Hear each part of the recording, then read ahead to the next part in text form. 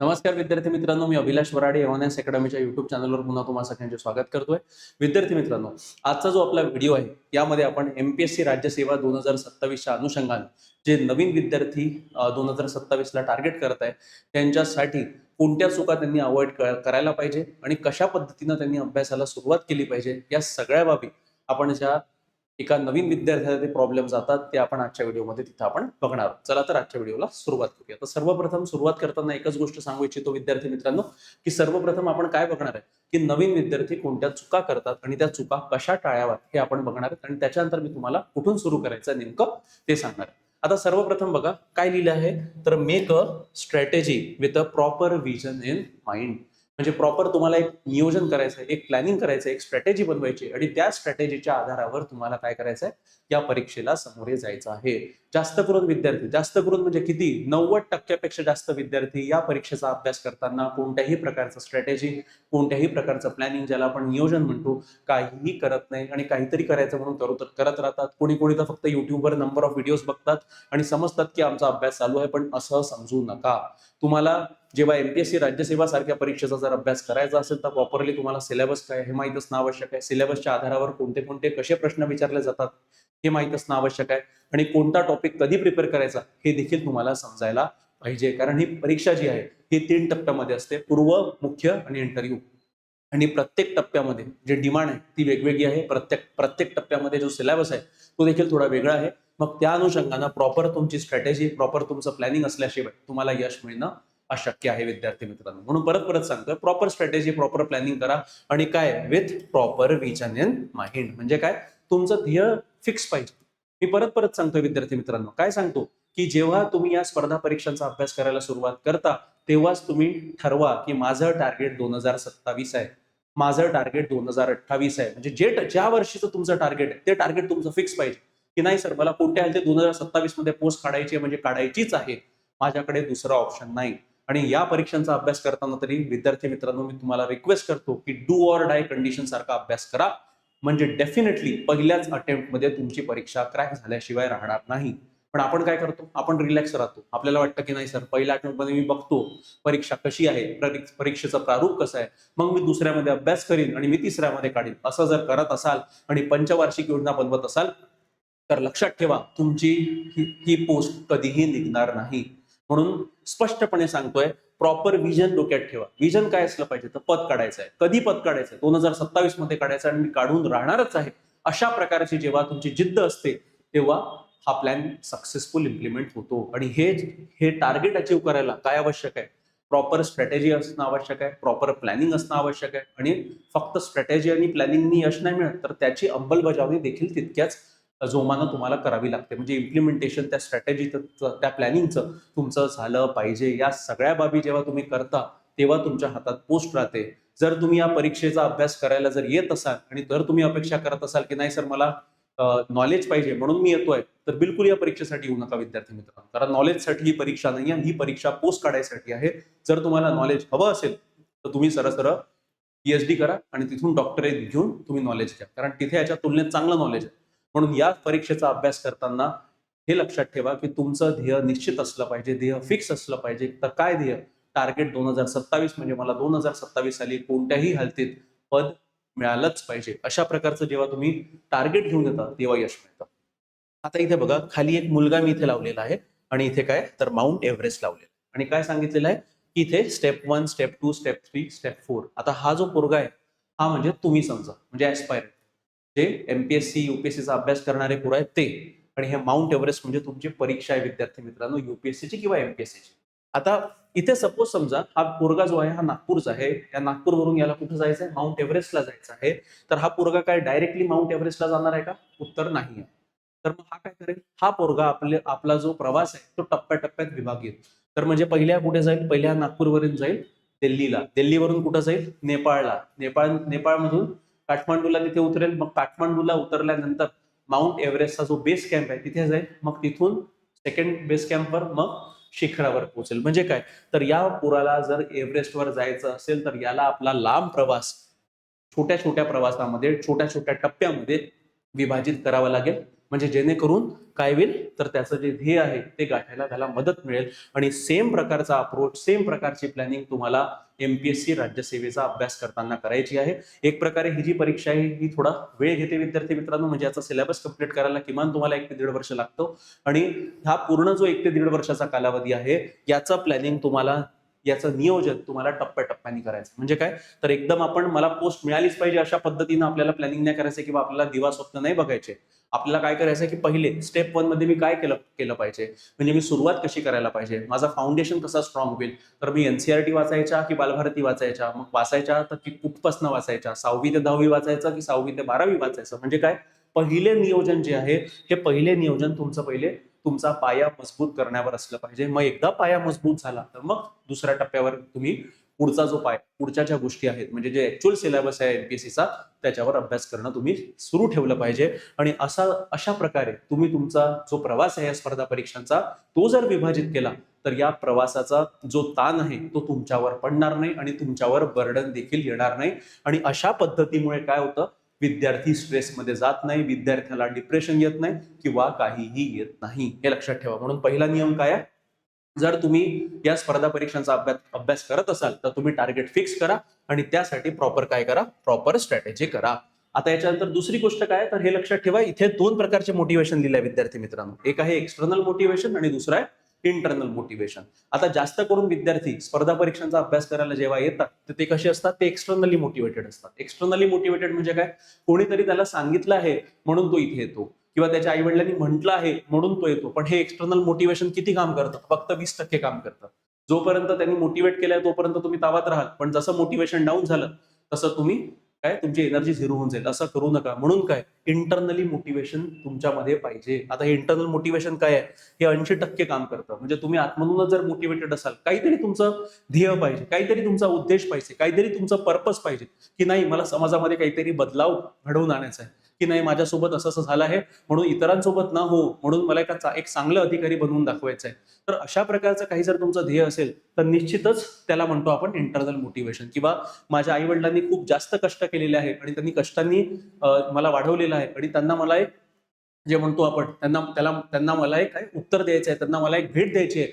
तर मग ती भेट कशा स्वरूपातली असली तर मी जर अधिकारी बनलो तर त्यांना माझा अभिमान येईल आणि त्यामुळे समाजात माझ्या आईवडिलांचं नाव तिथं होईल. अशा प्रकारच्या ज्या इंटरनली मोटिवेशन आहे हे तुमच्यामध्ये असलं पाहिजे आणि हे 80% काम करतं आणि एक्सटर्नल मोटिवेशन फक्त 20% काम करतं. म्हणून परत परत मी सांगतो, you should be internally motivated किंवा यू शुड नाही तर ऑल ऍस्पायरंट्स, ठीक आहे, सगळे ऍस्पायरंट असू द्या, युपीएससी असू द्या, एमपीएससी असू द्या, बँकिंग, रेल्वे, कोणतीही परीक्षा असू द्या, तुम्ही कसे असले पाहिजे, इंटरनली मोटिवेटेड असले पाहिजे. तेव्हाच तुमचा निकाल येतो विद्यार्थी मित्रांनो. नंतर दुसरी चूक कोणती करतात विद्यार्थी, not committing to a single strategy. तर विद्यार्थी काय करतात ना की सिंगल स्ट्रॅटेजी म्हणजे स्ट्रॅटेजी बनवली, प्लॅनिंग बनवली, आता जेव्हा त्याच्यावर अंमलबजावणीची वेळ येते, इम्प्लिमेंटेशनची वेळ येते, तेव्हा विद्यार्थी त्याच्यामध्ये बदल करून टाकतात. तर का बरं, कोणत्या अमुक अधिकाऱ्यांनी सांगितलं की नाही असं नाही करायचं, वेगळं करायचं. मग तो विद्यार्थी काय करतो, घरी येतो आणि जी प्लॅन बनवलेला राहतो, जी स्ट्रॅटेजी बनवली राहते ती कचरा कोंडीत टाकतो आणि परत नवीन प्लॅन बनवतो. असं करू नका. एकदा जर तुम्ही स्ट्रॅटेजी बनवली, प्लॅनिंग बनवली, त्या प्लॅनिंगचा आउटकम यायला किमान महिना लागतो. तर महिनाभर बघा, महिनाभर तपासा आणि भरानंतर जर आउटपुट येत नसेल, योग्य ते आउटपुट येत नसेल तर त्याच्यामध्ये बदलाव करा. त्याला पूर्ण कचरा कुंडीत टाकू नका. आणि कोणत्या अधिकाऱ्यांनी काही सांगितलं म्हणून स्वतःचा प्लॅन तिथे फेकायचा नसतो. त्याचं कारण असं आहे, जेवढे विद्यार्थी, जेवढे ऍस्पायरंट सिलेक्ट होतात म्हणजे जे अधिकारी बनतात तर त्या प्रत्येक अधिकाऱ्याची काहीतरी स्ट्रॅटेजी वेगळी असते. कोणत्याही 2 अधिकाऱ्याची स्ट्रॅटेजी कॉमन राहत नाही विद्यार्थी मित्रांनो, हे लक्षात ठेवा. म्हणजे त्या विद्यार्थ्यांनी काहीतरी वेगळं केलंय म्हणून त्याच्याकडे पद आहे. मग ऑब्व्हियसली गोष्ट आहे, जर तुम्हाला देखील पद हवं असेल तर तुम्हाला देखील काहीतरी वेगळं करावं लागेल, तुम्हाला देखील स्वतःची स्ट्रॅटेजी काय इम्प्लिमेंट करावी लागेल आणि त्या अनुषंगानं तुम्हाला त्याच्यावर इम्प्लिमेंटेशन करावं लागेल. ठीक आहे, मी असं नाही म्हणत आहे की अधिकाऱ्यांच्या सेमिनारमध्ये जाऊ नका किंवा त्यांच्याकडून ऐकू नका. हा, एखाद्या अधिकाऱ्याने काही महत्वाची गोष्ट सांगितली आणि जर तुम्हाला वाटत असेल की ती गोष्ट माझ्या प्लॅन मध्ये फिट होत आहे आणि मला वाटतं की त्याच्यामुळे मला फायदा होऊ शकतो, तुम्ही ऍड करा, टेस्ट करा. जर टेस्टचा रिझल्ट पॉझिटिव्ह आला तर मग कंटिन्यू करा. म्हणजे काय तर प्रॉपर सिंगल स्ट्रॅटेजीवरच तुम्ही स्ट्रिक्ट राहिले पाहिजे. परत परत आठवड्याला म्हणजे एक आठवड्याला वेगवेगळी स्ट्रॅटेजी बनवत बसू नका. असं जर कराल तर सरसकट मी म्हणेल हा टाइमपास आहे आणि टाइमपास जर करायचा असेल तर अगेन या क्षेत्रामध्ये येऊ नका. Sir, not committing to a single strategy सर्वात मोठी मिस्टेक ऍस्पायरंट करतात आणि असं जर तुम्हाला एमपीएससी राज्यसेवेतून 2027 मधून पोस्ट काढायची असेल तर असं करू नका. तिसरी चुकी कोणती आहे? Not being mains ready before prelims. मी परत परत सांगतोय की आताचा जो पॅटर्न आलेला आहे, तर या पॅटर्न मध्ये काय, जर तुम्हाला एमपीएससी राज्यसेवेच्या या आन्सर रायटिंग पॅटर्न मध्ये जर तुम्हाला पोस्ट काढायची असेल तर काय, तुम्हाला पहिले मुख्यचा पहिले अभ्यास करायचा आहे आणि त्यानंतर मग तुमचा पूर्वचा अभ्यास करायचा आहे. याच्यामध्ये का बरं, तुम्हाला कारण सांगतो. आता या वर्षीची जी परीक्षा होती पूर्व परीक्षेची, ती कधी होती विद्यार्थी मित्रांनो? 31 मेला होती. त्यानंतर मुख्यची परीक्षा कधी कधी होणार आहे? तर 3 ऑक्टोबर पासून ही परीक्षा सुरू होणार आहे. आता बघा, प्रिलियम्स आणि मेन्स म्हणजे पूर्व आणि मुख्यमध्ये फरक किती आहे? तब्बल आपण म्हणूया जवळपास 120 दिवसांचा तिथे अंतर तुम्हाला दिलेला आहे. म्हणजे पूर्व झाल्यानंतर 120 दिवसांचा कालावधी तुमच्याकडे आहे मुख्याचा अभ्यास करायला. पण जर तुम्ही सिलेबस बघितला असेल, ऑलरेडी मी व्हिडिओ बनवलेले आहे सिलेबस कसा आहे काय आहे ते तुम्ही बघू शकता, डिस्क्रिप्शन मध्ये लिंक दिलेली आहे. जर तुम्ही सिलेबस बघितला असेल तर सिलेबस जो मेन्स आहे तो प्रिलियमच्या तुलनेमध्ये खूप जास्त मोठा आहे आणि तो 120 दिवसांमध्ये तिथे कंप्लीट होण्याजोगा सिलेबस नाहीये. म्हणजे काय, आपण प्रिलियम वर्षभर फक्त जर मी प्रिलियमचा अभ्यास करत राहिलो, माझी पूर्व परीक्षा तर निघून जाईल, पण पूर्व परीक्षा निघल्यानंतर मुख्यचं काय, कारण 120 दिवसात तर ते होणार नाहीये. मग अशा वेळेस काय होतं, तर आपण मुख्य फेल होतो आणि परत आपण प्रिलियम्स द्यायसाठी तयारी करतो आणि अशा सायकलमध्ये विद्यार्थी मित्रांनो आपण अडकून जातो. यालाच आम्ही म्हणतो विशियस सायकल किंवा यालाच आपण आपल्या भाषेमध्ये चक्रव्यूह म्हणू शकतो. म्हणजे चक्रव्यूह म्हणजे असा असा सर्कल की ज्याच्यामधून तुम्ही बाहेर निघू शकत नाही. तर अशा प्रकारचा ही भानगड बनून जाते. म्हणून हे तुमच्यासोबत होऊ नये म्हणून काय आवश्यक आहे, तर तुम्ही या परीक्षेचा अभ्यास करताना पहिले तुम्ही मुख्यचा अभ्यास पहिले करावा आणि त्यानंतर तुम्ही पूर्वचा अभ्यास तिथं केला पाहिजे. आणि बऱ्याच वेळा असा मी बघितला आहे की मुख्यचा अभ्यास करता करता बरेचसे पूर्वचे जे टॉपिक आहे ते देखील त्याच्यामध्ये कव्हर होतात. म्हणजे तुम्ही या परीक्षेला सामोरे जाताना या परीक्षेची पूर्व परीक्षा देण्याच्या आधी तुमची मुख्यची तयारी झाली असली पाहिजे. ठीक आहे, ही तिसरी गोष्ट लक्षात ठेवा. चौथं काय आहे, तर अननेसेसरी टाइम जो आहे न्यूजपेपरवर वेस्ट करू नका. मी परत परत सांगतोय, करंट अफेअर चालू घडामोडी हा महत्वपूर्ण सेगमेंट आहे राज्यसेवा पूर्व परीक्षा आणि मुख्य परीक्षेचा, पण हा पूर्ण सेगमेंट नाही. आपण काय करतो, आपण आपले जे हिस्ट्री, जिओग्राफी, पॉलिटी, इकॉनॉमिक्स हे सब्जेक्ट बाजूला ठेवतो आणि आपण पूर्ण वेळ म्हणजे 8 तास जर अभ्यास करत असेल विद्यार्थी, 4 तास फक्त करंट अफेअर वाचत राहतो, ते मॅगझिन वाचतो, न्यूजपेपर वाचतो. अरे 4 तास जर तुम्ही त्याच्यात टाकत असाल आणि फक्त पूर्व परीक्षेमध्ये 15 प्रश्न येत असेल तर काही आउटपुट प्रोपोर्शनेट नाहीये आणि तेवढाच वेळ तुमच्या बाकीच्या सब्जेक्टचा तुम्ही काय करत आहे, तुम्ही तिथे गमावून बसत आहे. असं करू नका विद्यार्थी मित्रांनो, कारण मी याच्या आधी अनालिसिस मध्ये सांगितलेलं आहे 4 जे सब्जेक्ट आहे ते फार महत्वपूर्ण आहे. हिस्ट्री, जिओग्राफी, पॉलिटी आणि इकॉनॉमिक्स या 4 सब्जेक्टवर पूर्व आणि मुख्यचा तब्बल 50% पेक्षा जास्त पेपर तुमचा या 4 सब्जेक्टवर येतो. म्हणून काय, तर न्यूजपेपर वाचा, न्यूजपेपर आवश्यक आहे. आणि न्यूजपेपर कोणत्या दृष्टिकोनातून आवश्यक आहे, तर न्यूजपेपर हे मुख्य परीक्षेच्या दृष्टिकोनातून आवश्यक आहे, हे लक्षात ठेवा. आणि जेव्हा आता तुम्ही सुरुवात करत असाल तर न्यूजपेपरच्या नोट्स वगैरे करायच्या भानगडीत पडू नका. पूर्व परीक्षेसाठी तुम्हाला नोट्स बनवायची आवश्यकता नाही आहे. पूर्व परीक्षेसाठी मार्केटमध्ये ज्या मॅगझिन्स आहेत चालू घडामोडीच्या त्या तुम्ही वाचून तेवढं तुम्ही त्याच्यावर पूर्व करंट अफेअर करू शकता पूर्वचं. आणि मुख्यसाठी तुम्हाला काय करायचंय, न्यूजपेपर वाचायचा आहे, कारण मुख्यमध्ये उत्तर लिहिताना तुमच्याकडे डेटा असला पाहिजे आणि तो डेटा आणि तो अप्रोच पेपर वाचल्यामुळे इथं डेव्हलप होतो. तर हे लक्षात ठेवा. आणि न्यूजपेपर किती वेळ वाचायचा आहे, तर आता जेव्हा तुम्ही सुरुवात करत असाल तर तुम्हाला कदाचित तरी होऊ शकतं की 1.5 तास लागत असेल, पण कालांतराने हा वेळ तुम्हाला 1.5चा 1वर, 1चा अर्ध्यावर आणि अर्ध्याचा 20 मिनिटावर न्यायचा आहे. म्हणून सर्वात प्रथम गोष्ट न्यूजपेपर बाबतीत की त्याच्यावर वेळेचं बंधन लावा. दुसरी गोष्ट, कोणता न्यूजपेपर वाचायचा, तर एक तर इंग्रजीतून तुम्ही जर करत असाल तर माझ्या मते इंडियन एक्सप्रेस पेपर वाचला तरीही पुरे आहे, आणि मराठीतनं जर करत असाल तर लोकसत्ता किंवा मटा कोणताही एकच न्यूजपेपर वाचायचा. असं करायचं नाही की नाही सर याच्यात हा आर्टिकल चांगला आलाय म्हणून मी हाही घेतो आणि तोही घेतो, मग काय दिवसभर फक्त 3-4 तास फक्त चालू घडामोडीच्या मागे टाकायचं आहे का, तर उत्तर नाही आहे. हे लक्षात ठेवा. अशा चुका करू नका बरं. एकच न्यूजपेपर कोणताही वाचला, योग्य प्रकारे वाचा, तरीही सफिशियंट आहे. ठीक आहे. आणि don't read any local newspaper. जर तुम्ही कोणत्याही भागात राहत असाल आणि तिथला काही लोकल न्यूजपेपर येत असेल, जसं मध्य भारतामध्ये द हितवादा येतो, टाइम्स ऑफ इंडिया येतो, हे न्यूजपेपर वाचू नका. आणि don't get emotional with newspaper.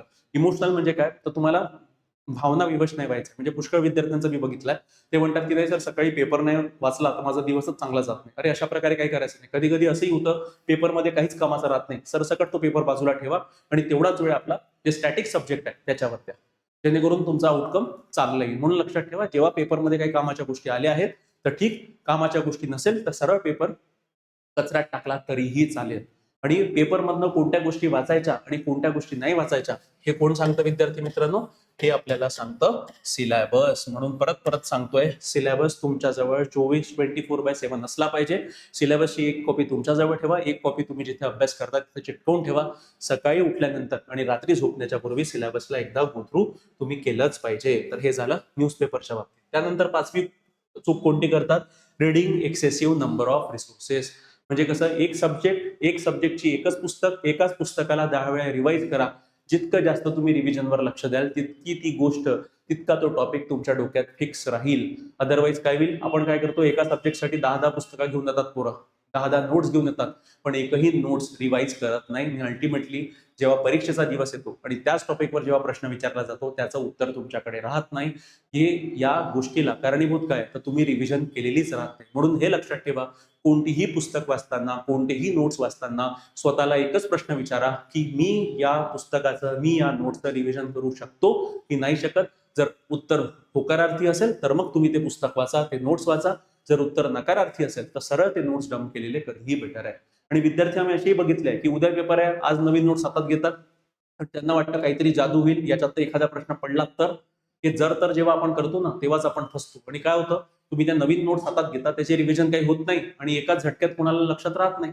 आणि त्याच्यामुळे विनाकारण तुम्ही स्वतःचा वेळ गमावून बसता आणि ज्या वेळेस तुम्ही इतर टॉपिकचे रिव्हिजन करायला पाहिजे ते सुद्धा होत नाही. जे हातात आहे तेही गमावता आणि जे नाही आहे तेही गमावता. असं करू नका. म्हणून एक्सेसिव्ह नंबर ऑफ रिसोर्सेस टाळा. ठीक आहे, एक सब्जेक्ट, एक पुस्तक, ती एकच पुस्तक 10 वेळा रिवाईज करा. Don't make a library. अशा प्रकारची लायब्ररी आपल्याला बनवायची नाहीये. आणि मी परत परत सांगतोय की तुम्हाला काही 18-19 तास अभ्यास करायचा नाही आणि पूर्ण जगाचं ज्ञान तुम्हाला घ्यायचं नाहीये. जेवढं नॉलेज त्या परीक्षा क्रॅक करायला आवश्यक आहे तेवढंच नॉलेज तुम्हाला घ्यायचं. आणि कट ऑफ किती लागतोय ते बघा. कट ऑफ किती लागतोय? 50 ते 60% आसपास कट ऑफ लागतो. म्हणजे 60% तुम्हाला मार्क घ्यायचे आहेत. तर तुमचा कट ऑफ काही एकदम 99% 98% असाही लागत नाही. म्हणजे जेमतेम 50%पेक्षा जास्त मार्क घ्यायचे असेल तर लिमिटेड अभ्यास पुरे आहे, हे लक्षात ठेवा. आणि अभ्यासाला आपल्याला प्रॉपर स्ट्रॅटेजीनी, प्रॉपर प्लॅनिंगने आपण जर इम्प्लिमेंट केलं, डेफिनेटली कमीत कमी अभ्यासात देखील मॅक्झिमम आउटपुट काढता येतं आणि त्याच्या आधारावर देखील तुम्हाला पोस्ट काढता येते. काय लिहिलेलं आहे? Always be precise. म्हणजे जे काही तुम्ही पुस्तकं वाचत आहे एकदम एकदम मोजके पुस्तकं वाचा. And read limited number of books and resources. फक्त लक्षात ठेवा की ज्या काही पुस्तकं तुम्ही वाचत असाल, ज्या काही नोट्स तुम्ही वाचत असाल, स्वतःला एकच प्रश्न रिपीट विचारायचा की याचं रिव्हिजन मी करू शकतो का. कारण लक्षात ठेवा, कोणतीही पुस्तक तुम्ही जर वाचत असाल, कोणतेही नोट्स तुम्ही वाचत असाल, त्या नोट्सचं किमान 4 ते 5 वेळा रिव्हिजन तुमच्याकडनं झालंच पाहिजे. जर रिव्हिजन होत असेल तरच त्याला हात लावा, अदरवाईज हात लावू नका. नंतरची चुकी कोणती आहे? Not writing answers and test periodically. फार महत्वपूर्ण आहे. आता तुम्ही नवीन विद्यार्थी आहात, आता तुम्ही सुरुवात करत आहात अभ्यासाला. अशा परिस्थितीत आम्हाला बहुतेक विद्यार्थ्यांचे कॉल येतात, सर उत्तर लिहू का? माझं उत्तर असेल नाही, आता सध्या उत्तर लिहू नका. कारण हे कॉमन सेन्स आहे विद्यार्थी मित्रांनो. तुम्ही स्वतः विचार करा की तुम्ही आता नवखे विद्यार्थी आहात, तुमच्याकडे नॉलेजच नाहीये. आणि जेव्हा तुमच्याकडे नॉलेजच नाही तर तुम्ही उत्तर काय लिहिणार? म्हणून पहिला फोकस तुमचा कशावर असला पाहिजे, तर बेसिक अंडरस्टँडिंगवर, बेसिक नॉलेजवर. एकदा 2 ते 3 महिन्यात तुमच्याकडे नॉलेज आलं तर मग त्याच्यानंतर तुम्ही उत्तर लिखाणाला जा. हा पण उत्तर लिखाण करायचे आहे बरं. 3 महिने झाल्यानंतर डेफिनेटली ऍटलीस्ट आठवड्यातून 2 ते 3 प्रश्न लिहून बघा आणि मग कालांतराने दिवसाला एक प्रश्न, अशा पद्धतीनं देखील तुम्ही प्रॅक्टिस करायलाच पाहिजे. ठीक आहे, तर not writing answers and test periodically म्हणजे कधी 3 ते 4 महिने प्रिपरेशन झाल्यानंतर. आता जास्त करून विद्यार्थी उत्तर का बरं लिहत नाही? कारण जास्त करून विद्यार्थ्यांना वाटतं की अरे सर माझं तर प्रिपरेशन झालंच नाही. म्हणजे पेपरचा दिवस आला तरी तो विद्यार्थी म्हणतो की माझं प्रिपरेशन झालं नाही. आणि त्यामुळे तो विद्यार्थी ना टेस्ट देत, मॉक टेस्ट आपण ज्याला म्हणतो, ना तो स्वतः इव्हॅल्युएट करून बघत, ना तो कधी उत्तर लिहून बघत. का बरं? त्याच्याकडे एकच त्याचं उत्तर असतं की माझं अजून प्रिपरेशन झालं नाही. जेव्हा माझं पूर्ण प्रिपरेशन झालं 100% तेव्हा मी उत्तर लिहिलं. आणि ते 100% कधीही येत नाही. आणि त्यामुळे चांगल्या हुशार विद्यार्थ्यांचे अटेम्प्ट तसेच राहिलेले आहे. म्हणजे पोस्ट निघालीच नाही. 5-5 वर्ष होऊन जातात तरी पोस्ट निघत नाही. कारण काय? कारण त्याला समाधानच नाही मिळत की 100% झालंच नाही. म्हणून हे लक्षात ठेवा, 100% अभ्यास कधीच होणार नाही, या भ्रमात राहू नका. ठीक आहे. आणि उत्तर लिखाणाला 3 ते 4 महिने झाले की उत्तर लिखाणाला ग्रॅज्युअली सुरुवात करा. हे कसं करायचं, काय करायचं हे मी तुम्हाला सविस्तर सांगणार आहे. ठीक आहे. आता याच्यामध्ये फिअर फॅक्टर काय असतात, म्हणजे का बरं विद्यार्थी करत नाही? पहिले तर विद्यार्थी अडून बसतात, सर कोणत्या पेनापासून सुरुवात करायची. ठीक आहे, पेन कोणता वापरायचा? ग्रीन वापरायचा, ब्लू वापरायचा, रेड वापरायचा. कॉमन सेन्स काय म्हणतो? 2च पेन असतात, एक ब्लू आणि एक ब्लॅक. ठीक आहे, त्याच्यानंतर विच कलर, कोणता कलर, त्याच्यावरही अडतात विद्यार्थी. Will I be able to write a perfect answer? सर्वात मोठा भ्रम विद्यार्थ्यांच्या डोक्यात काय, तर मला परफेक्ट उत्तर लिहायचं सर, जगावेगळं उत्तर लिहायचं सर, काहीतरी हटके उत्तर लिहायचं सर, की असं उत्तर लिहायचं आहे की समोरचा इव्हॅल्युएटर एकदम फिदा झाला पाहिजे आणि पूर्ण मार्क मिळाले पाहिजे. असं होत नाही. मुख्य परीक्षेमध्ये कधीही पूर्णच्या पूर्णपैकी पूर्ण मार्क देत नाहीत. 15 मार्काचा प्रश्न असेल तर 15 पैकी मॅक्झिमम मार्क 8 ते 9च्या आसपास असतात, त्याच्यावरती मार्क दिले जात नाही. म्हणून परफेक्ट आन्सर हा भ्रम आहे. परफेक्ट आन्सर कधीच कोणाचं राहू शकत नाही, हे लक्षात ठेवा. त्यानंतर making big plan but no action. मोठ्या ठीक आहे, मोठे प्लॅन बनवतात विद्यार्थी आणि आउटकम काय? झिरो. मी परत म्हणतोय, स्ट्रॅटेजी करा, प्लॅनिंग करा, पण इम्प्लिमेंटेशन ही झालं पाहिजे, अंमलबजावणी झाली पाहिजे. जर अंमलबजावणी होत नसेल तर या प्लॅनिंग स्ट्रॅटेजीला काहीही अर्थ नाही. ठीक आहे, अल्टिमेटली लक्षात ठेवा, असे कन्फ्युजन सारखा तुमचा चेहरा असतो, कन्फ्युज राहू नका. तुम्हाला काय करायचंय, फक्त सुरुवात करा. आणि कधी तर तुमच्या बेसिक प्रिपरेशनचे 3 ते 4 महिने झाल्यानंतर मग तुम्ही उत्तर लिखाणाला सुरुवात करू शकता. त्याचं कसं करायचंय, काय करायचंय हे मी तुम्हाला सविस्तर सांगणार आहे. त्यानंतरचा पॉइंट कोणता आहे, कोणती चूक करतात, तर refer to the syllabus and previous year question paper. विद्यार्थी जास्त करून सिलेबस कडे बघत नाही, प्रिव्हियस इयर क्वेश्चन पेपर बघत नाही. म्हणजे मागच्या 5 वर्षाचे 10 वर्षाच्या आयोगाचे प्रश्न कसे आलेले आहेत, पूर्वचे कसे प्रश्न आले, मुख्यचे प्रश्न कसे आले, हे विद्यार्थी बघत नाही. तर लक्षात ठेवा, सिलेबस का बरं आवश्यक आहे? सिलेबस तुम्हाला सांगतं what you have to read it. ठीक आहे, तुम्हाला काय वाचायचं आहे आणि काय नाही वाचायचं आहे हे कोण सांगतं? सिलेबस सांगतं. आणि प्रिव्हियस इयर क्वेश्चन म्हणजे मागील 5 ते 10 वर्षाचे पेपर असतात, हे काय सांगतात? How you have to read it, म्हणजे कशा पद्धतीनं तुम्हाला त्या टॉपिकचा अभ्यास करायचा आहे हे जर तुम्हाला समजायचं असेल तर तुम्हाला मागील 5 ते 10 वर्षाचे प्रिव्हियस इयर क्वेश्चन पेपर बघणं आवश्यक आहे. आणि या 2 बाबी तुम्हाला आतापासून करायच्या आहे. म्हणजे काय, आज जर तुम्ही व्हिडिओ बघत असाल तर सरळ तुम्ही मला माझ्या वैयक्तिक नंबरवर कॉल करा, मेसेज करा, सर मला सिलेबस पाठवा. लगेच मी तुम्हाला सिलेबस पाठवेल आणि त्या सिलेबसची प्रिंटआउट काढा आणि एक प्रिंटआउट स्वतःच्या बॅगमध्ये आणि दुसरी प्रिंटआउट जिथे तुम्ही अभ्यास करत असाल तिथे चिटकवून ठेवा. आणि सकाळी उठल्यानंतर आणि रात्री झोपण्याच्या पूर्वी जसं आपण मंत्रोच्चार करतो ना, तशाच पद्धतीनं तुम्हाला सिलेबस वाचायचा आहे. म्हणून सिलेबस आणि प्रिव्हियस इयर क्वेश्चन ह्या 2 गोष्टी मस्ट आहे. कारण या दोन्ही गोष्टी जेव्हा आपण करतो तेव्हा आपला अमूल्य वेळ आणि आपले एफर्ट्स वाचतात आणि अल्टिमेटली आपली एनर्जी देखील वाचते. आणि याच प्रकारच्या अभ्यासाला आपण काय म्हणतो? स्मार्ट वर्क किंवा स्मार्ट स्टडी. लोकांच्या स्मार्ट बॅचेस असतात, आमच्याकडे स्मार्ट बॅच वगैरे काही नाहीये. सरळ सकट सांगतोय, स्मार्टनेस म्हणजे काय? या 2 कॉमन सेन्स आहेत की ज्या परीक्षेचा तुम्हाला पेपर द्यायचा आहे त्याचा सिलेबस प्रॉपरली अभ्यास करा, तो तुम्हाला तोंडपाठ असला पाहिजे. आणि दुसरी गोष्ट, ज्या परीक्षेसाठी तुम्ही सामोरे जात आहेत त्या परीक्षेवर कसे प्रश्न विचारले गेलेले आहेत, किती त्या टॉपिकवरती किती डेप्थ मध्ये जाऊन प्रश्न विचारले गेले आहेत, जेणेकरून तुम्हाला एक अंदाज येईल की तो टॉपिक तुम्हाला किती खोलीत जाऊन त्याचा अभ्यास करायचा आहे. एवढं जरी तुम्ही केलं तरी बराचसा म्हणजे किती, तर मी म्हणेल सरळ 20 ते 30% वेळेची बचत तुमची या 2 गोष्टीमुळे तिथे होऊ शकते. म्हणून या चुका करू नका. जास्त करून विद्यार्थी सिलेबस कडे दुर्लक्ष करतात, पीवायक्यू कडे दुर्लक्ष करतात. असं करू नका. कोणत्याही टॉपिकचा अभ्यास करण्याच्या पूर्वी त्या टॉपिकवर आयोगाने याच्या आधी मागील 5 वर्षात, मागील 10 वर्षात कशा प्रकारचे प्रश्न विचारले आहे याचं अवलोकन एकदा निश्चित करा. त्यानंतर काय, नंतरचा जी चूक आहे विद्यार्थी ते काय करतात? Prepare your on notes. विद्यार्थी जास्त करून स्वतःचे नोट्स बनवत नाहीत. मी अगेन सांगतोय, सध्या परिस्थितीत जेव्हा तुम्ही आता सुरुवात करत असाल एमपीएससी राज्यसेवेचं 2027 साठी, सध्या नोट्स बनवू नका. ठीक आहे, पण कधी बनवायचे हे मी तुम्हाला सांगेल. आता नोट्स का बरं आवश्यक आहे पहिले ते समजून घ्या.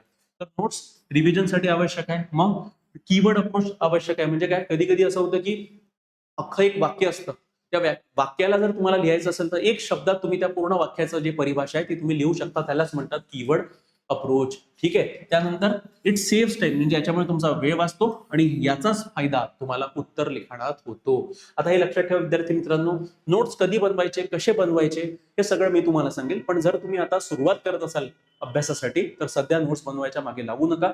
कारण जर तुम्ही नोट्स बनवायला गेले, तुम्ही काय करा, जे पुस्तकात लिहिलं आहे तसंच तुम्ही नोट्स मध्ये काढा. म्हणजे तुम्ही सरळ झेरॉक्स करा आणि मग तुम्हाला शेवटी कळेल महिन्याच्या की तुमचे नोट्स म्हणजे तुम्ही पुस्तकालाच काय केलेलं, कॉपी केलेलं, असे नोट्स राहत नाही. नोट्स कसे असतात? नोट्स म्हणजे 300 पानाचं पुस्तक 30 पानामध्ये जेव्हा तुम्ही काढता त्याला नोट्स म्हणतात. की जेणेकरून तुमची रिव्हिजन फास्ट झाली पाहिजे. म्हणजे उद्या जर पेपर आहे आणि 300 पानाचं पुस्तक जर रिवाइज करायचं असेल ते पॉसिबल नाही. पण त्याच 300 पानाचे नोट्स जर तुम्ही 30 पानावर काढले तर 30 पानं रिव्हिजन करणं हे सोपं आहे. म्हणून नोट्सची आवश्यकता असते. आणि नोट्स काढताना कशाचा वापर करावा? कीवर्ड अप्रोचचा तिथे वापर तुम्हाला करायचा आहे. ठीक आहे, कीवर्ड अप्रोचचा वापर करायचा आहे. आता नोटबंदी आपण म्हणतो. नोटबंदीला इंग्रजीमध्ये कोणता शब्द आहे? डिमॉनिटायझेशन. डिमॉनिटायझेशन म्हणजे जे वापरातलं चलन आहे ते हद्दपार होणं. आता वापरातलं चलन जे हद्दपार होणं ही व्याख्या झाली. पण यालाच जर मी एका शब्दात जर बोलायचं केलं तर मी कोणता शब्द वापरतोय? नोटबंदी किंवा डिमॉनिटायझेशन. तर डिमॉनिटायझेशन हा काय आहे? कीवर्ड आहे. म्हणजे अशा पद्धतीनं तुम्हाला नोट्स काढायचे असतात की जेणेकरून अख्खं एक वाक्य आहे त्याला तुम्ही एका शब्दात जर कन्वर्ट करत असाल तर ते बेटर आहे. हे कसं करायचं, काय करायचं हे कालांतराने डेव्हलप होतं, पण आता इनिशियली 2 ते 3 महिने तुम्ही नोट्स बनवण्याच्या भानगडीत पडू नका. पहिले तुम्ही पहिली जी रीडिंग आहे ती एकदम नॉमिनल करा. तुम्ही अंडरस्टँडिंगवर भर द्या. एवढं जरी केलं तरीही पुढे आहे. पण प्रश्न पडतो की but how to make notes? विद्यार्थी आम्हाला 10 वेळा पहिले म्हणजे आजच अभ्यास केला, आजच अभ्यासाला सुरुवात केली आणि अभिलाष सरांना फोन करतो, अरे सर सांगा नोट्स कशी बनवायची. अरे मी आताच सांगतोय की नोट्स सध्या बनवू नका. ठीक आहे, डोंट वरी. कसं बनवायचं, काय बनवायचं हे सगळं आम्ही तुम्हाला सांगणार आहे. ठीक आहे, तर सध्या फक्त अंडरस्टँडिंगवर लक्ष द्या. ठीक आहे, त्यानंतर पुढील चूक जी करतात काय, destructive use of social media, फार इम्पॉर्टंट. आणि हा संदेश तर मी सगळ्या विद्यार्थ्यांना देऊ इच्छितो, जे अभ्यास करत असेल नसेल करत, की सोशल मीडियाचा अतिवापर टाळा.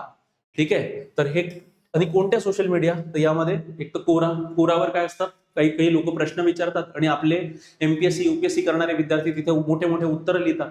अरे बाळा, तुला जर उत्तर लिहायचंच असेल तर पेपरवर लिह आणि पेपरवर लिहून मला दाखव, पण तिथे लिहून काय मिळणार आहे, काहीच नाही मिळत. म्हणून अननेसेसरी कोरावर तिथे उत्तर लिहत बसू नका. दुसरं काय, टेलिग्राम. आता टेलिग्रामचं तर आजकाल खूपच जास्त वेळ लागले. प्रत्येक स्पर्धा परीक्षा करणाऱ्या विद्यार्थी कमीत कमी 20 ते 25 टेलिग्राम चॅनल जॉईन करून राहतो आणि जसा सकाळ झाली, दुपार झाली, संध्याकाळ झाली, जेव्हा वेळ मिळाला तेव्हा टेलिग्राम उघडतो, काही ना काही पाहत राहतो. करू नका विद्यार्थी मित्रांनो. टेलिग्रामवर कोणतंही एक चॅनल जॉईन करा, 1 किंवा 2 बस. आणि 1 किंवा 2 जिथून तुम्हाला चांगला कंटेंट मिळत आहे असे चॅनल जॉईन करा. अननेसेसरी काही टेलिग्राम कंटेंट तिथे जॉईन करू नका. कारण काय होतं ना, 20-25 ग्रुप जॉईन केले तर प्रत्येक 20-25 ग्रुप मधून प्रत्येक ग्रुपचे काही ना काही अपडेट्स येत राहतात आणि नोटिफिकेशन येत राहतं आणि त्याच्यामुळे आपलं लक्ष विचलित होतं. आणि सध्याच्या काळात या सोशल मीडियामुळे काय होत आहे, दिवसेंदिवस विद्यार्थ्यांचं कॉन्सन्ट्रेशन कमी होत चाललं आहे. आणि जर तुमचं कॉन्सन्ट्रेशन कमी होत आहे याचा अर्थ तुमचं परीक्षेकडे लक्ष लागणार नाही आणि अल्टिमेटली तुमची पोस्ट निघणार नाही. म्हणून टेलिग्रामचा कमी वापर करा आणि फिक्स टाइम, म्हणजे जर तुम्ही फिक्स करा एक टाइम की नाही मी रात्री झोपताना 10 मिनिटच बघणार आहे, बस तेवढंच. म्हणजे दिवसभरात टेलिग्राम उघडून बसायचं नाही. बघा, तुम्ही ज्या करंट अपडेट, करंट नोटिफिकेशन ज्या काही येतात त्या एकदम आवश्यकता अशी राहत नाही की अर्जंटली बघायचं, तुम्हाला वेळ दिला जातो. म्हणून रात्री झोपताना 10 मिनिटं किंवा सकाळी उठल्यानंतर किंवा दुपारी 10-15 मिनिटं तेवढंच बघा आणि बाकी टेलिग्रामला हात लावू नका. त्यानंतर वेबसाईट. आता विविध क्लासेसच्या वेबसाईट असतात, आमच्याही क्लासेसची वेबसाईट आहे, पण यामध्ये कोणत्याही एक क्लासची वेबसाईट बघा जिथे तुम्हाला चांगला कंटेंट मिळत असेल किंवा अथवा नसेल मिळत तर सर्व वेबसाईट वापरू नका. पण वापरत असाल तर कोणतीही एक. आणि सर्वात महत्वाचं आणि सर्वात डिस्ट्रक्टिव्ह सोशल मीडिया चॅनल कोणतं आहे, युट्यूब आहे, ज्याच्यावर तुम्ही आता व्हिडिओ बघत असाल. बस क्वालिटी कंटेंट असेल तर बघा, पण क्वालिटी कंटेंट नसेल किंवा काय होतं ना, युट्यूब एक अल्गोरिदम पद्धतीनं काम करतं. म्हणजे काय, तुम्ही आता जर माझा व्हिडिओ बघत तर अशा पद्धतीनं तुम्हाला खाली तशाच प्रकारचे व्हिडिओ तुम्हाला दिसतील. आणि काय होतं, जिथे आपल्याला 10 मिनिटं टाकायचे असतात तिथे आपण 1 तास 2 तास टाकून देतो आणि मग 2-3 तास गेल्यानंतर आपल्याला कळतं, अरे बापरे, माझे तर 3 तास चालले गेले, म्हणजे खूप नुकसान झालं. आणि परत आपण परत ती चुकी करतो. म्हणून युट्यूबवर येताना जो कामाचा कंटेंट आहे, जे आमच्या अकॅडमीचे व्हिडिओ आहेत तेवढेच बघा आणि बाकीचं काही बघू नका. अननेसेसरी टाइम वेस्ट करू नका. आणि क्वालिटी कंटेंट जर मिळत असेल तर बघा. अननेसेसरी क्वालिटी जर म्हणजे दुसरा एक लो लेवलचा जर कंटेंट असेल तर तो बघण्याच्या नादात वेळ वाया घालवू नका. आणि मी परत सांगतोय, एमपीएससी राज्यसेवेचे जे विद्यार्थी असतात यांना वाटतं की नाही सर, युट्यूबवर सगळ्यांचे व्हिडिओ आहेत तर मी सगळं बघून माझं सिलेक्शन दिलं. असं होत नाही विद्यार्थी मित्रांनो. ठीक आहे, जर तुम्हाला सिलेक्शन करायचं असेल तर तुमचं युट्यूबच्या माध्यमातून, युट्यूबच्या व्हिडिओच्या माध्यमातून तिथे सिलेक्शन होणार नाही. तुम्हाला proper strategy, proper planning, proper direction, proper guidance या सगळ्या गोष्टी आवश्यक आहेत. त्याच्या आधारावर तुमचं सिलेक्शन होतं. म्हणजे युट्यूबसाठी टाइम फिक्स करा की दिवसाचा अर्धा तास 1 तास बस. आणि तो 1 तास सकाळी राहू शकतो, दुपारी राहू शकतो किंवा संध्याकाळी राहू शकतो. त्याच्या व्यतिरिक्त युट्यूबवर फालतू व्हिडिओसाठी येऊ नका. ठीक आहे, विद्यार्थी काय अभ्यास बाजूला ठेवतात, मग काय कॅन्सल झालं, काय झालं, कोणतं आंदोलन चालू आहे, कुठं चालू आहे, कट ऑफ किती लागणार आहे, या भानगडीत पडू नका. सरळ आपल्या अभ्यासाच्या मागे लागा. बघा, तुमच्या हातात काय आहे, मेहनत करणं. ठीक आहे, कर्म करो फल की आशा मत रखो, अशा पद्धतीनं तुम्हाला अभ्यास करायचा आहे. Over use of these platform distracts your time and energy आणि याच्यामुळे कॉन्सन्ट्रेशन दिवसांदिवस कमी होत आहे. आणि यामध्ये देखील इंस्टाग्राम आणि युट्यूब या दोघांमध्ये आजकाल जे रीलचं कल्चर आलेलं आहे, की आपण जेव्हा युट्यूब उघडतो तर आपल्याला सरळ रील दिसते, इंस्टाग्राम उघडतो रील दिसते, याच्यामुळे आपला कसा वेळ जातो हेही आपल्याला कळत नाही. म्हणून यांचा वापर एकदम काळजीनं करा. ठीक आहे, आणि त्यानंतर आपण काय करतो, अशा प्रकारचे व्हिडिओ बघतो, ये देखने के बाद कभी नहीं करोगे समय बर्बाद, मोटिवेशन. तर काय होतं, अशा प्रकारचे व्हिडिओ पाहू नका, कारण हे एक्सटर्नल मोटिवेशन राहतात. एक 15-20 मिनिटं खूप चांगलं वाटेल, पण 15-20 मिनिटं झाल्यानंतर परत आपलं मोटिवेशन झिरो होऊन जाईल. परत आपल्याला असे व्हिडिओ बघावे लागतात. त्यानंतर काय, don't think too much about result. ठीक आहे. म्हणजे काय, आतापासूनच आपण विचार करतो, अरे माझा रिझल्ट नाही लागला तर काय होईल, अरे माझा रिझल्ट आला तर काय होईल, अरे मग पेपरच्या आता पूर्व परीक्षेचा पेपर आहे तर मग पूर्व परीक्षेचा पेपरमध्ये माझा जो नंबर आहे तो कुठे राहील, मी पहिल्या बाकावर तर नसणार, मी शेवटल्या बाकावर तर नसणार. अशा प्रकारचे विचार आतापासून आपण दिवा स्वप्न बघतो, असे काहीही बघू नका. ठीक आहे सर. जनरली विद्यार्थ्यांना काय वाटतं की पूर्ण वर्षभर विद्यार्थी इथे तिथे टवाळक्या करतात आणि परीक्षेच्या आधी 1 महिना आधी अभ्यासाला लागतात, या भावनेनं की देवा आता मला अभ्यास करायचा आणि परीक्षा काढायची आहे. ही परीक्षा तुमची कॉलेजची एक्झाम नाहीये की तुम्ही पेपरच्या आधी अभ्यास केला आणि निघाली म्हणून. या परीक्षेचा अभ्यास हा वर्षभर चांगल्या पद्धतीनं तुम्हाला करावा लागतो, तेव्हा कुठे जाऊन एक्झाम निघते. ठीक आहे. जसं हा बघा, होल इयर पूर्ण टवाळक्या करण्यात फिरतात आणि नंतर एका रात्रीच्या आधी काय करतात, रात्रभर जागून काढतात आणि जेव्हा पेपर समोर येतो तेव्हा आपल्याला कळतं की आपल्याला काहीच येत नाही. का बरं होतं असं? असं याच्यासाठी होतं कारण आपण अभ्यासच नसतो केले. ठीक आहे. आणि जेव्हा पेपर पाहतो तेव्हा आपले एकदम डोळे बाहेर निघतात. असं करू नका. आणि लक्षात ठेवा, मी परत परत सांगतोय, कर्म करो फल की आशा मत रखो. जास्त विचार करू नका काय होणार आहे काय नाही. आपण जनरली भावनिक होतो. जर तुम्ही सिरियस ऍस्पिरंट असाल तर येतं, प्रत्येक माणूस हा भावनिक आहे, तर आपल्याला भावनिक येतं की नाही जर मी पोस्ट काढली तर माझ्या आईबाबांचं नाव मोठं होईल, त्यांची छाती गर्वानं फुगून येईल, अशा प्रकारचे विचार येतात. पण हे सगळे विचार बाजूला काढून आपल्याला प्रॅक्टिकल राहणं फार आवश्यक आहे. आणि यासाठी आमिर खानचा एकच मंत्र जो आवश्यक आहे तो म्हणजे आपल्या मनाला सांगा ऑल इज वेल. किती कठीण पेपर येऊ द्या, कसाही येऊ द्या, मी सामोरे जाणार आहे आणि मी माझं पोस्ट काढून राहणार आहे. या चिंतेत राहू नका किती जागा निघणार आहे काय निघणार आहे. एवढं लक्षात ठेवा, एक जरी जागा असेल तरी ती एक जागा माझी म्हणून अभ्यासाला लागा. डेफिनेटली रिझल्ट निघाल्याशिवाय राहणार नाही. आणि त्यानंतर काय, नंतरचा एक प्रश्न जो जनरली आम्हाला विद्यार्थी विचारतात, ग्रुप स्टडी करावी की नाही, याचं उत्तर होही असू शकतं नाही असू शकतं, हे डिपेंड करतं तुमच्यावर. तुम्हाला जर ग्रुप स्टडी आवडत असेल, तुम्हाला जर वाटत असेल की नाही मला जर त्याचा फायदा होत आहे बा आणि मला ती अभ्यास करण्याची पद्धत पटत आहे आणि याच्या आधी मी केला आहे, तर तुम्ही करा. जर तुम्हाला ग्रुप स्टडी बिलकुलच पटत नसेल आणि तुम्हाला वाटत असेल की नाही अननेसेसरी टाइम वेस्ट आहे, सर सकट बंद करा. मी सांगतोय म्हणून करायची आवश्यकता नाही किंवा अमुक अमुक टॉपरनी सांगितलं की त्याला फायदा झाला म्हणून करायची देखील आवश्यकता नाही. मी वैयक्तिकरित्या कधीही ग्रुप स्टडीचा वर विश्वास मी ठेवलेला नाही आणि मी कधी करतही नव्हतो. ठीक आहे. ग्रुप स्टडी करत असाल तर यस म्हणजे करा, पण कधी तो तुमचा जो ग्रुप आहे तो कसा पाहिजे, सगळे हुशार विद्यार्थी पाहिजे. इफ इंटेलेक्च्युअल हार्डवर्किंग ग्रुप जर असेल, म्हणजे प्रत्येक जर 4 विद्यार्थ्यांचा ग्रुप आहे तर 4च्या 4 अभ्यास करणारे असतील तर चौघांना फायदा मिळेल. पण त्या 4 मधनं जर 2 अभ्यास करणारे आणि 2 टवाळक्या करणारे तर काय होईल, तर दोघांचे जे हुशार आहे त्यांचं नुकसान होईल आणि जे टवाळक्या करणारे त्यांना फायदाच होऊन राहिला, कारण ते स्वतः अभ्यास करून येत नाही आणि जे हुशार विद्यार्थी त्यांना सांगतायत ते ग्रास करून आले. म्हणून ग्रुप स्टडी जर करत असाल तर सगळे जे विद्यार्थी तुमच्या ग्रुपमध्ये आहेत सगळे अभ्यास करणारे असले पाहिजे. ठीक आहे. आणि याच्यामुळे फायदा काय होतो ना, तुमचा जो पर्स्पेक्टिव्ह आहे त्या टॉपिकचा तो वाईडन होतो. म्हणजे तुम्हाला एकाच टॉपिकचे विविध पैलू कळून येतात. ठीक आहे. तर हा फायदा ग्रुप स्टडीचा आहे बरं, पण नुकसानही होतं. जर तुमचा ग्रुप बरोबर नसेल तर नुकसानही होऊ शकतं. म्हणून जर तुम्ही कम्फर्टेबल नसाल तर बेटर आहे की करूच नका. ठीक आहे. If not comfortable then no need to think about it. म्हणजे कोणताही अधिकारी का बरं 10 वेळा न सांगे तरीही आपल्याला जर पटत नसेल ग्रुप स्टडी तर करू नये. ठीक आहे. त्यानंतर लक्षात ठेवा कोणत्या कोणत्या क्वालिटीज ऍस्पायरंट मध्ये पाहिजे. तर पहिलं म्हणजे तुमच्यामध्ये हार्डवर्क करण्याची जिद्द पाहिजे. हे बघा, ही परीक्षा अशी आहे विद्यार्थी मित्रांनो, तुम्ही कितीही टॅलेंटेड राहू द्या, पण तुम्ही जर हार्डवर्क करणारे नसाल तुम्ही ही परीक्षा क्रॅक करू शकत नाही. कारण या परीक्षेचा पॅटर्नच असा आहे की हार्डवर्क करणं तुमच्याकडनं अपेक्षित राहतं. मग तुम्ही IIT पास आउट असू द्या, IIM चे पास आउट असू द्या किंवा ऑक्सफर्डचे पास आउट असू द्या. कारण असे बहुतेक विद्यार्थी इथे आलेले आहेत की जे IIT मधून आहे पण त्यांचं सिलेक्शन झालेलं नाहीये आणि जिल्हा परिषदच्या शाळेचे विद्यार्थी देखील याच्यातून त्यांनी पद काढलेलं आहे. म्हणून लक्षात ठेवा, हार्डवर्क जो करेल त्याची त्याची पोस्ट इथे निघाल्याशिवाय राहत नाही. दुसरं म्हणजे काय, दुसरी आणि सर्वात मोठी क्वालिटी एका MPSC राज्यसेवा करणाऱ्या विद्यार्थ्यांमध्ये हवी ती म्हणजे कन्सिस्टन्सी. म्हणजे आज जर तुम्ही 2 तास अभ्यास करत असाल तर हे 2 तास तुम्हाला सतत करायचे आहे. तुम्ही 6 तास करत असाल तर 6 तास तुम्हाला कंटिन्यू करायचे आहे. तुम्हाला तुमच्या अभ्यासात खंड पडता कामा नये. जर खंड पडला म्हणजे मामाचं लग्न आलं, दादाचं लग्न आलं आणि गेले 1 महिना तर गेला. तुम्ही 1 महिना म्हणजे काय, तुम्ही इतरांच्या तुलनेमध्ये 6 महिने मागे जाता, हे लक्षात ठेवा. म्हणून कन्सिस्टन्सी आवश्यक आहे. ज्या पोरांचे रिझल्ट येतात ते पोरं हार्डवर्क करणारी असतात आणि कन्सिस्टंट असतात. तिसरं काय आहे, परसिव्हरन्स, चिकाटी पाहिजे तुमच्यामध्ये.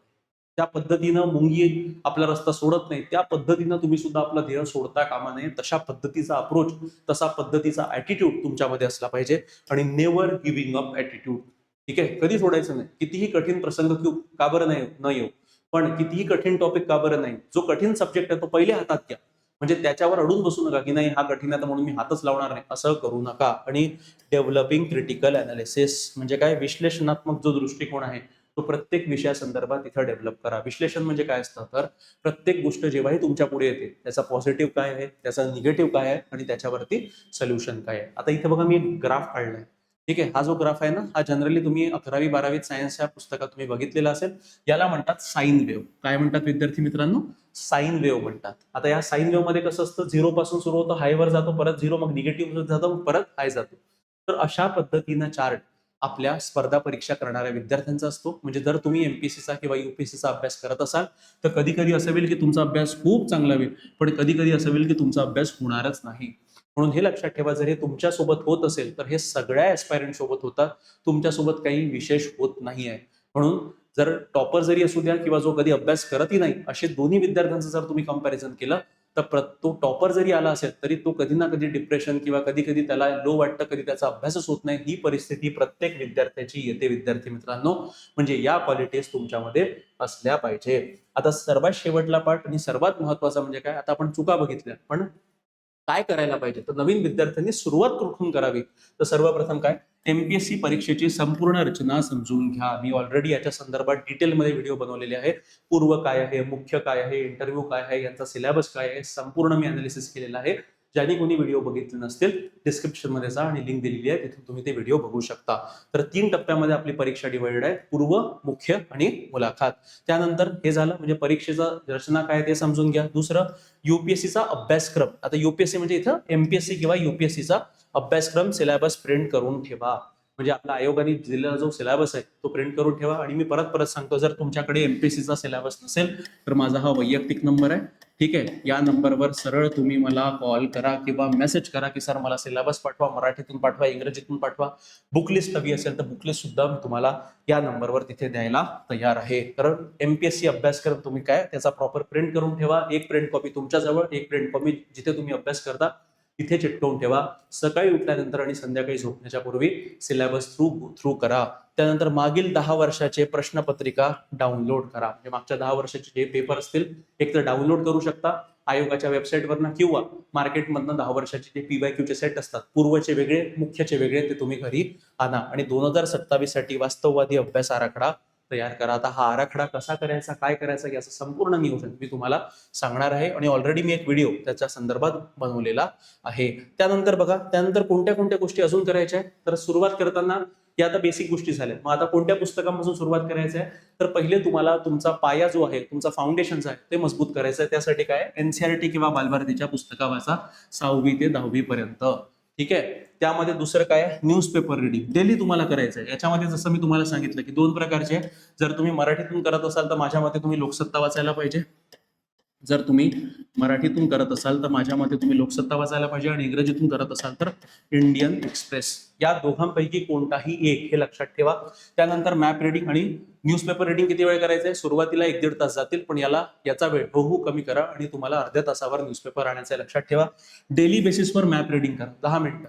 आता मॅप रिडिंग म्हणजे काय, जर तुम्हाला माहित असेल, आपण जेव्हा शाळेमध्ये होतो तेव्हा तुमच्याकडे ॲटलस असायचं. ॲटलस ऑक्सफर्डचं असायचं किंवा ब्लॅक स्पॉनचं कोणतंही असेल, ते ॲटलस घ्या आणि जगातला प्रत्येक देश, पहिले भारतापासून सुरुवात करा. भारतातला महाराष्ट्र घ्या, महाराष्ट्राच्या नद्या कोणत्या आहेत, पर्वतरांगा कोणत्या आहेत, कोणते जिल्हे आहेत, हे सगळं तुम्ही तपासा. कारण याच्यावर एमपीएससी मध्ये प्रत्येक वर्षी प्रश्न येतो विद्यार्थी मित्रांनो. आणि त्या अनुषंगाने मग भारताचं अवलोकन करा. भारताचं झालं तर आशिया बघा. आशिया झाल्यानंतर विविध खंडातील महत्वाचे देश आहेत ते एकंदरीत बघा. आणि जे देश चर्चेमध्ये आहेत त्यांचं 10-10 मिनिटं अनालिसिस करा. कारण मॅप रिडिंगवर जवळपास प्रत्येक वर्षी पूर्व परीक्षेमध्ये 4 ते 5 प्रश्न तिथे असतातच. त्यानंतर सिलेबस रिडिंग डेली 10 मिनिटं. 10 मिनिटं तुम्ही सिलेबस वाचलाच पाहिजे. सुरुवातीला कमीत कमी 2 ते 3 महिने. आणि पीवायक्यूचं विश्लेषण म्हणजे कोणताही टॉपिक जरी एनसीईआरटीतून जरी वाचायचा असेल तरी त्या टॉपिकवर आयोगाने याच्या आधी कसे प्रश्न विचारले आहे हे याचं एकदा अवलोकन करा.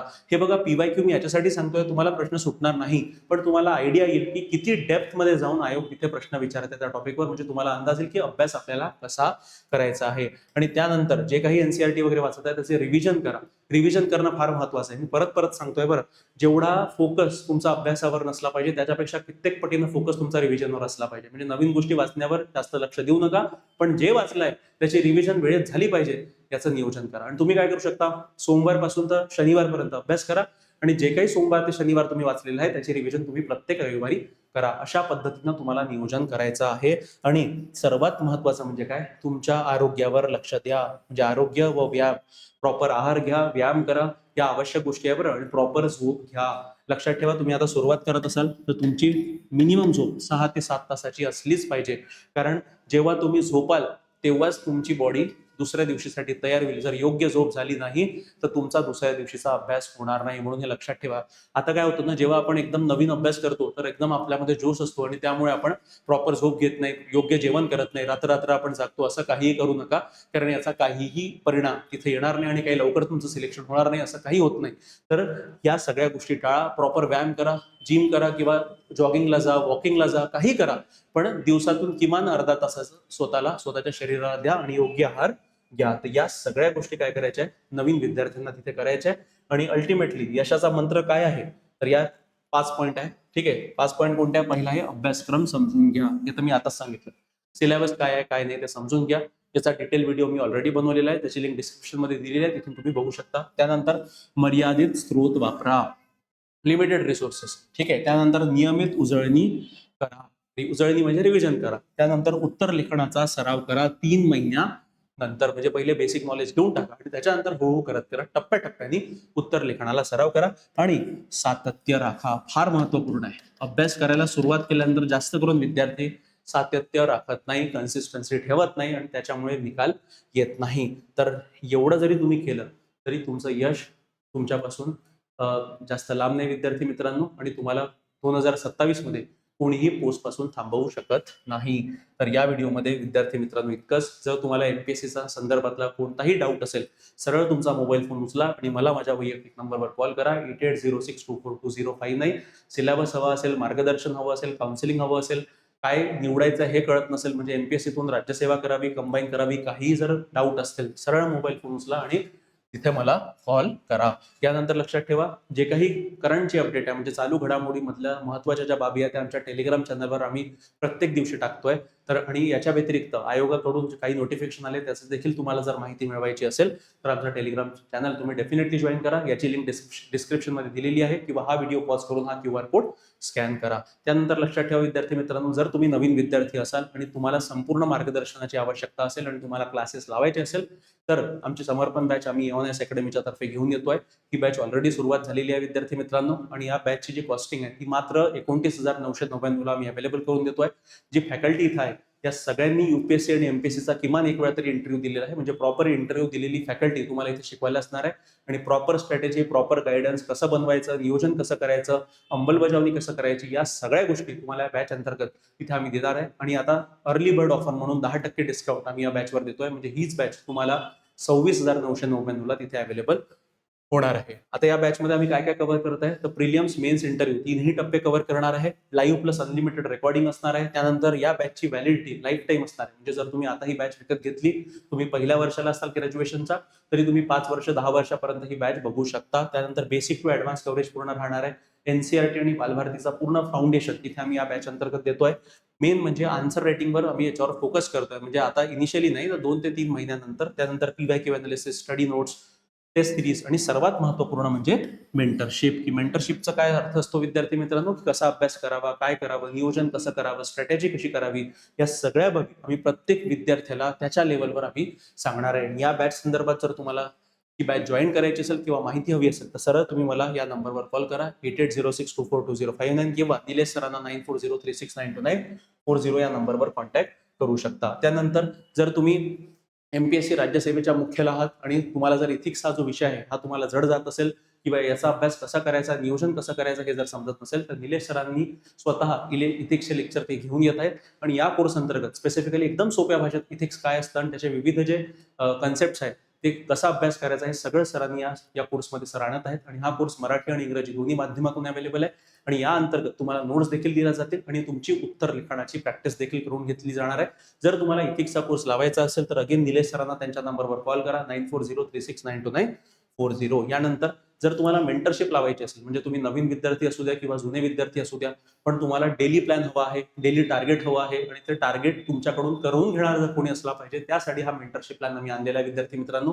यामध्ये पूर्व, मुख्य आणि इंटरव्ह्यू हे 3ही टप्प्यापर्यंत तुम्हाला मेंटरशिप दिली जाणार आहे आणि याच्यामध्ये तुमचा डेली टार्गेट, डेली प्लॅनिंग आणि त्या टार्गेटचं इव्हॅल्युएशन या सगळ्या गोष्टी मी स्वतः तुमच्याकडून तिथे करून घेणार आहे. जर या बॅच संदर्भात तुम्हाला जर काही माहिती हवी असेल तर अगेन मोबाईल उचला आणि 8806242059 वर डायरेक्ट मला कॉल करा. मेंटरशिपची बॅच ऑनलाईन आणि ऑफलाईन दोन्ही माध्यमातून अवेलेबल आहे. जर तुम्हाला ही बॅच ऑफलाईनच्या माध्यमातून हवी असेल तर आमचं पुणे आणि नागपूरला सेंटर आहे, त्याचे ऍड्रेस डिस्क्रिप्शन मध्ये दिलेले आहे. ही आमची ऍप आहे विद्यार्थी मित्रांनो. या ऍपची सुद्धा लिंक डिस्क्रिप्शन मध्ये दिलेली आहे. तर लगेच ऍप डाउनलोड करा आणि त्या ऍपमध्ये आम्ही विविध कोर्सेस टाकलेले आहेत, त्याचा तुम्ही वापर फ्रीमध्ये करू शकता आणि तुम्हाला या परीक्षेमध्ये त्याचा लाभ होऊ शकते. तर या व्हिडिओमध्ये इतकंच विद्यार्थी मित्रांनो. जर तुम्हाला एमपीएससी संदर्भात कोणतेही डाऊट असेल तर सरळ मोबाईल फोन उचला आणि मला माझ्या वैयक्तिक नंबरवर कॉल करा. तर या व्हिडिओमध्ये इतकंच विद्यार्थी मित्रांनो. तुम्हाला जर व्हिडिओ आवडला असेल तर व्हिडिओ लाईक करा, शेअर करा आणि चॅनलला सबस्क्राईब करायला विसरू नका. धन्यवाद विद्यार्थी मित्रांनो.